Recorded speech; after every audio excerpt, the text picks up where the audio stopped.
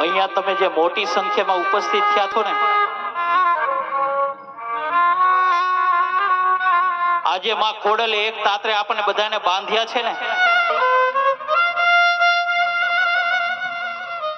એ માં ખોડલની કૃપા હોય ને તો જ બધા અહીંયા ઉપસ્થિત રહી શકે.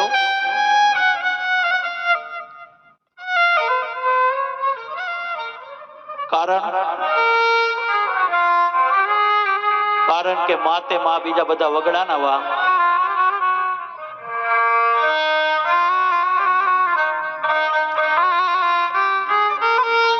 जल को नीर कहते हैं कहीं लोग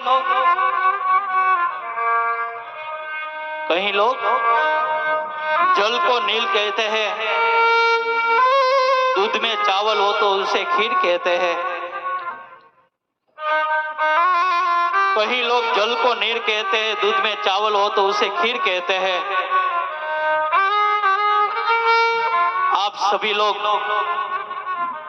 इस कार्यक्रम को सुनने के लिए पधारे हैं ना, उसी को ही हम हमारी तकदीर कहते हैं बाप, उसी को ही हम हमारी तकदीर कहते हैं. અને